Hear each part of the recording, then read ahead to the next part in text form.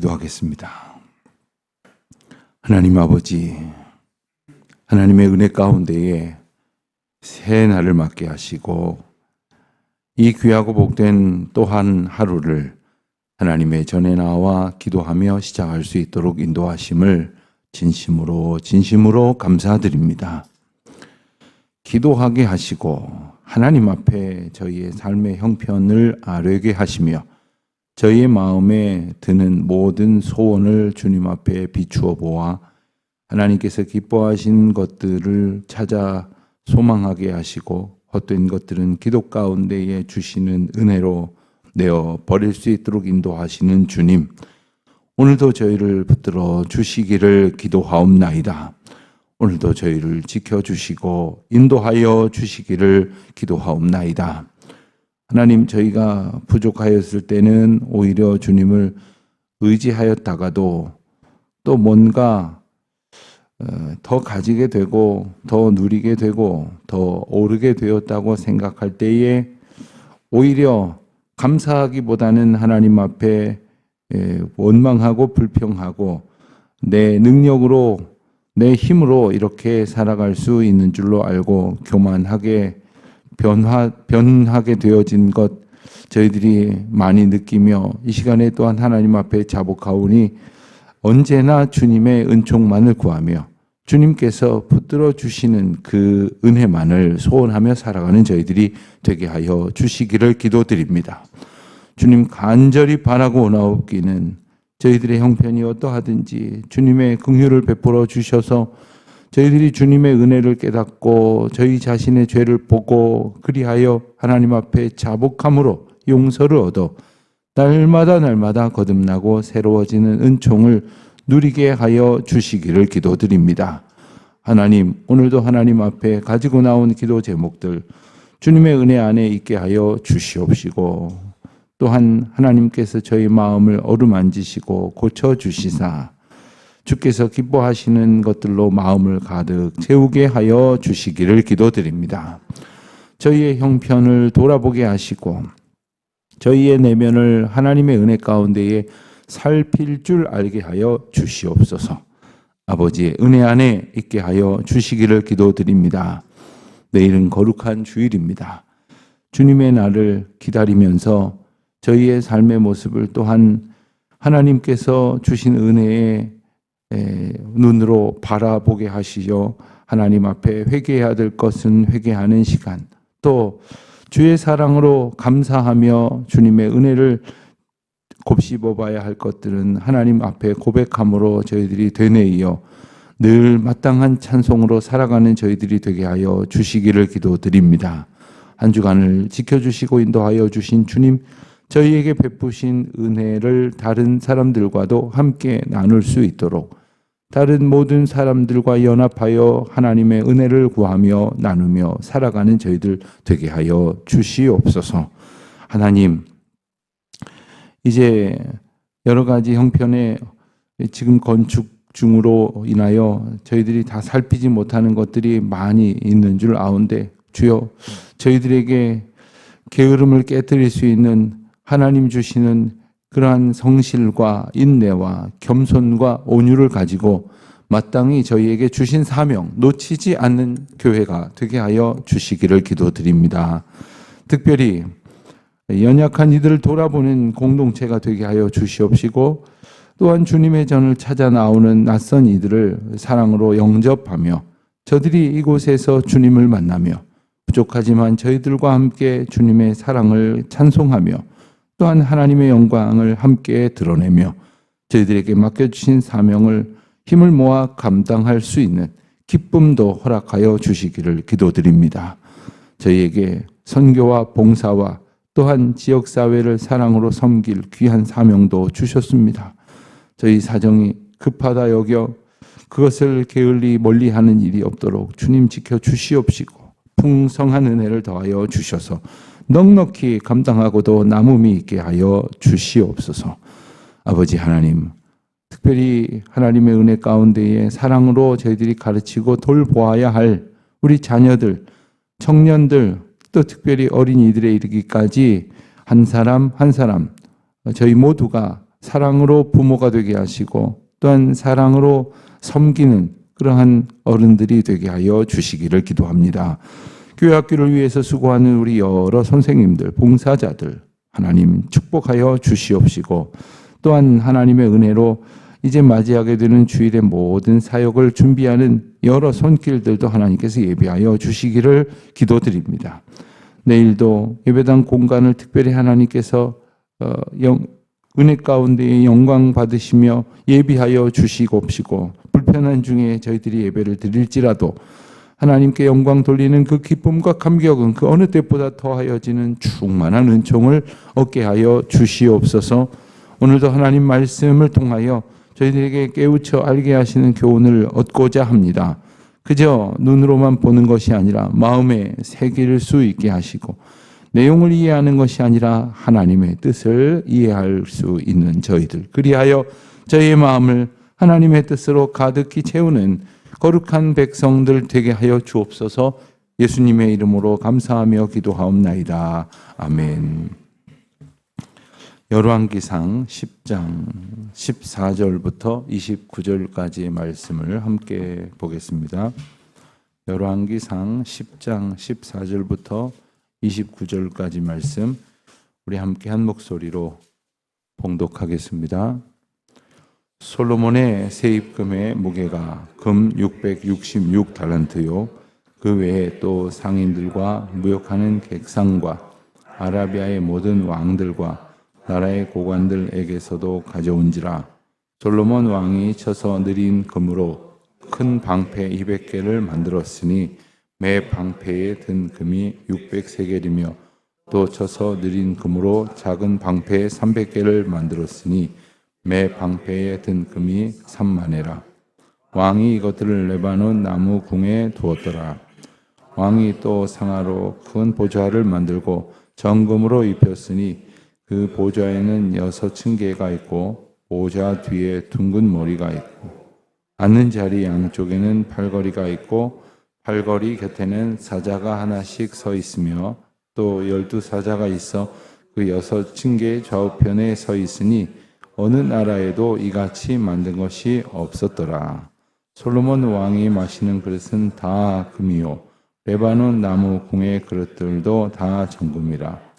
은 기물이 없으니 솔로몬의 시대에 은을 귀히 여기지 아니함은 왕이 바다에 다시스 배들을 두어 히람의 배와 함께 있게 하고 그 다시스 배로 3년에 한 번씩 금과 은과 상아와 원숭이와 공작을 실어 왔음이더라. 솔로몬 왕의 재산과 지혜가 세상의 그 어느 왕보다 큰지라. 온 세상 사람들이 다 하나님께서 솔로몬의 마음에 주신 지혜를 들으며 그의 얼굴을 보기 원하여 그들이 각기 예물을 가지고 왔으니 곧 은 그릇과 금 그릇과 의복과 갑옷과 향품과 말과 노새라. 해마다 그리하였더라. 솔로몬의 병거와 마병을 모음에 그와 손싸움에 마병이 12,000명이라.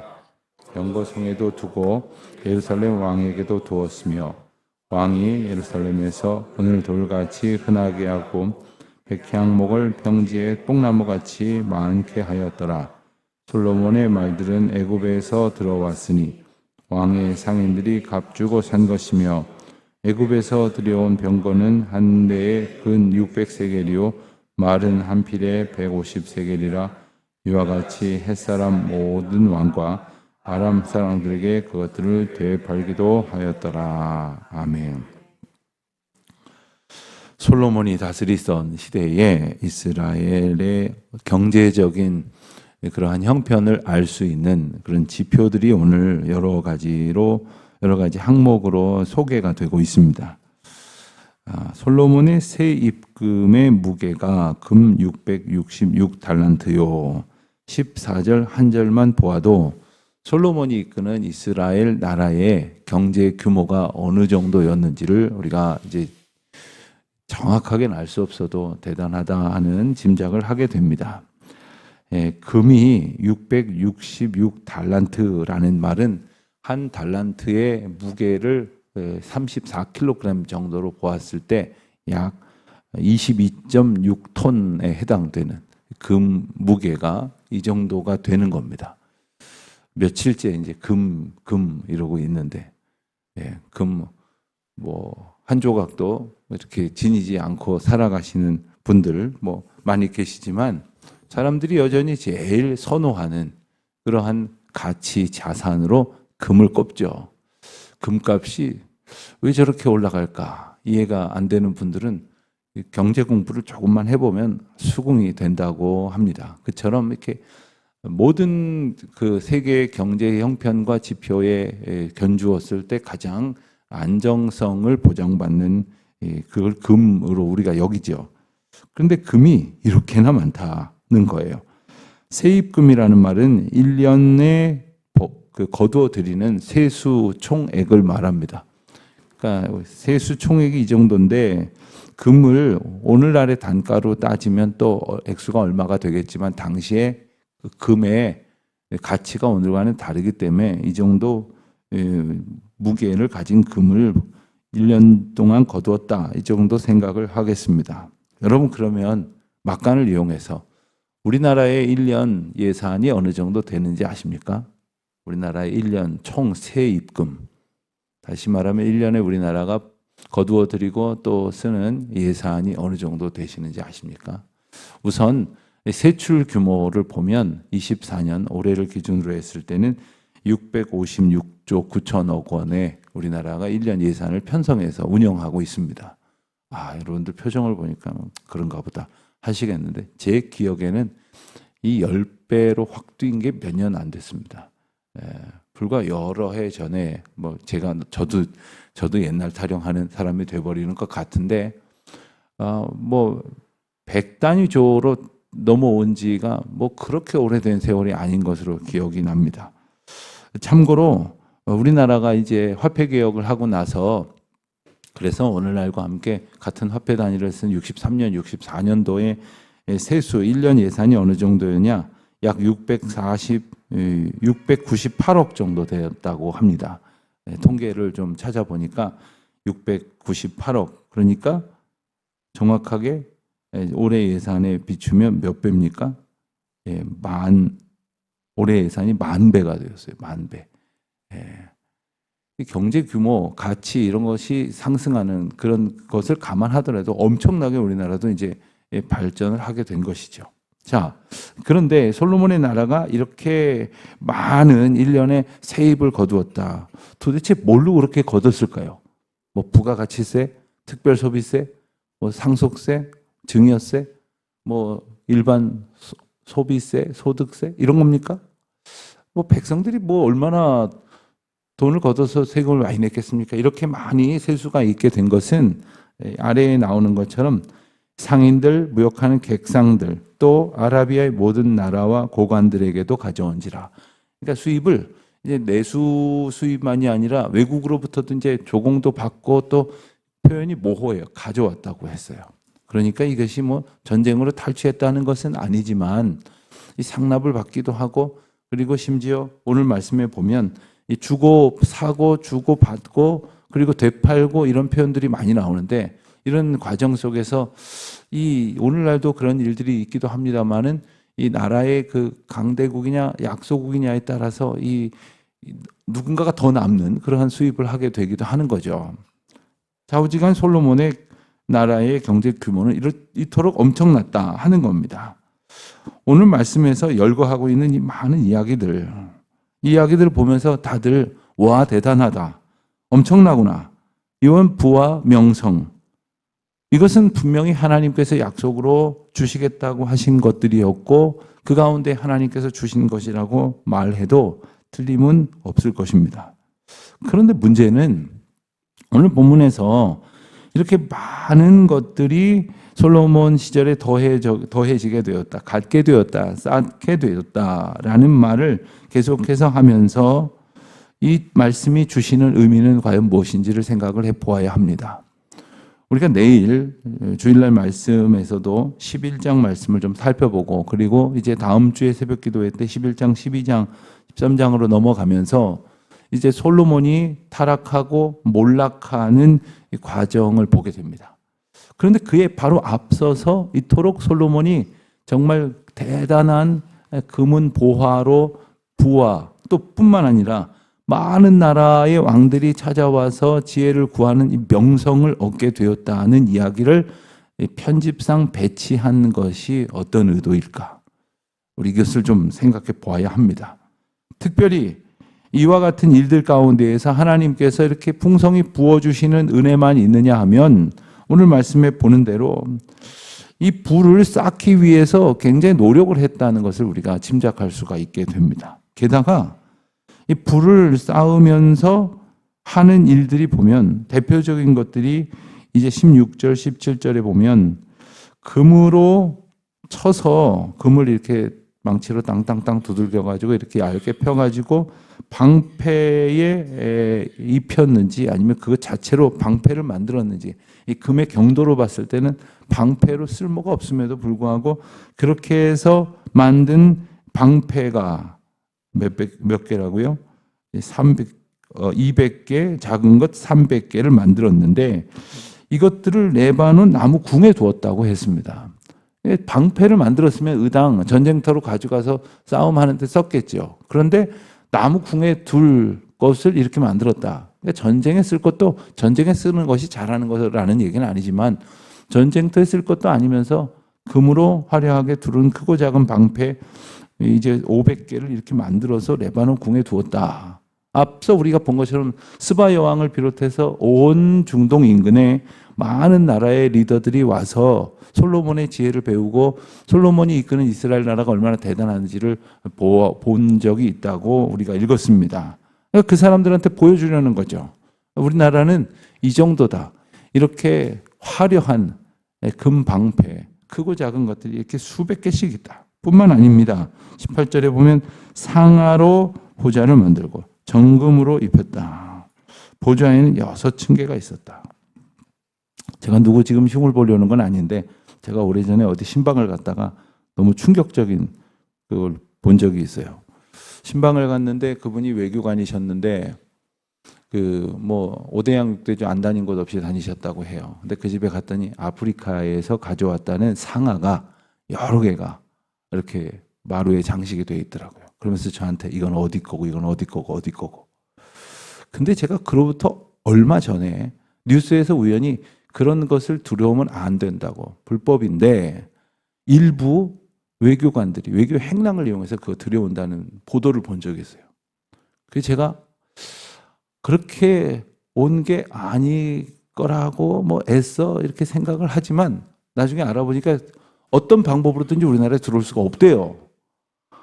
근데 그렇게 들어왔다는 거 아닙니까? 그런데 그렇게 목사한테, 신방원 목사한테 이렇게 자랑을 하니 얼마나 난감했는지 몰라요. 남들이 가지지 않은 진귀한 건 남이 이렇게 많다. 예. 솔로몬의 이스라엘에서는 상아가 나지 않습니다. 있을 수 없습니다. 그러니까 다른 나라에서 가져온 건데, 가져와서 이렇게 자랑을 하는 거예요. 게다가 이 의자를 만들고, 층계를 만들고, 또 21절에 보면 그가 사용하는 그릇은 다 금이고, 그리고 레바논 나무 궁의 그릇들, 그러니까 이제 왕의 주궁뿐만 아니라 그 부차적으로 사용되는 곳에서 사용되는 모든 것들도 다 금이었다. 은도 필요가 없었다. 다 금이었다. 게다가 22절 말씀 하반절에 보면은 다시스 배로 3년에 한 번씩 금과 은과 상아와 원숭이와 공작을 실어왔다. 희한하고 진귀한 것들을 실어다가 자기 것을 자랑하느라고 애를 쓰는 모습을 계속해서 보게 됩니다. 솔로몬의 재산, 또 26절에 가면 병거와 마병을 모았다고 했는데 병거, 오늘날로 말하면 탱크에 견줄 만큼 당시로서는 대단한 위력을 가진 무기입니다. 그런 병거를, 그리고 병거를 다스릴 그러한 군사들을 두고 또 은과 금, 또 여러 가지 것들을 가득히 들여왔다. 여러분, 여기서 우리가 오늘 본문이 왜 이런 이야기들을 계속하고 있는지, 앞서 1천 번제를 드리던 솔로몬이 1,000명의 첩과 후궁을 드린 그런, 그리고 그들이 각각 섬기는 이방 신들이 그득한 그러한 나라를, 복잡한 나라를 만들었던 모습이 무엇을 의미하는지를 우리는 깊이 생각해 보아야 하겠습니다.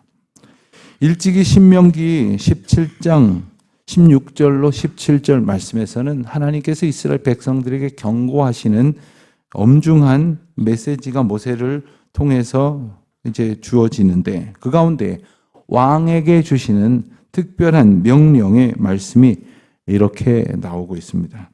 16절, 17절을 보겠습니다. 그는 병마를 많이 두지 말 것이요 병마를 많이 얻으려고 그 백성을 애굽으로 돌아가게 하지 말 것이니 이는 여호와께서 너희에게 이르시기를 너희가 이후에는 그 길로 다시 돌아가지 말 것이라 하셨음이며, 그에게 아내를 많이 두어 그의 마음을 미혹하게 하지 말며 자기를 위하여 은금을 많이 쌓지 말 것이니라.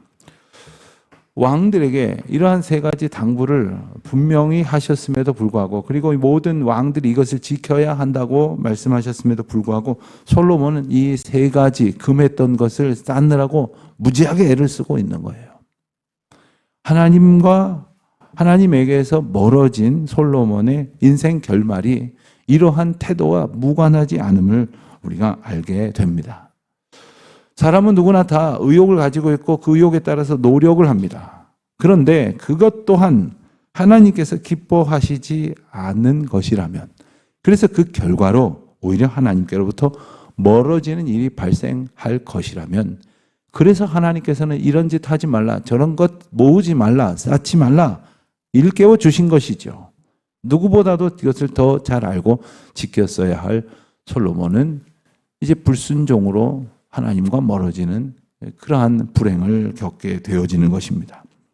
오늘 우리는 어떻겠습니까? 우리에게 주어진 것이 하나님의 축복이다라고 생각을 하면서 막 괴롭히고, 그리고 다른 사람들을 힘들게 하면서까지 그것을 모으느라고 정신을 못 차리는 것이, 그것이 하나님의 약속이 성취되는 것인가? 오늘 우리는 무엇으로 우리 마음을 채우며 또한 무엇을 소망하며 살아가야 할지를 말씀을 통해서 비추어 보고, 이러한 것들 하나도 없어도 주님을 내 마음에 언제나 인도자로 모시는 기쁨으로 충만한, 그리하여 우리 주님께서 주시는 참된 평안과 안식을 오늘도 누리는 복된 날이 되게 되어지시기를 주의 이름으로 축원드립니다. 기도하겠습니다. 하나님 아버지, 주님이 주신 은혜를 온전히 감사하고 온전히 의지하고 또 주님이 부어주시는 은총만을 온전히 소원하는 저희의 오늘 하루가 되게 하여 주옵소서. 예수님의 이름으로 기도드립니다. 아멘.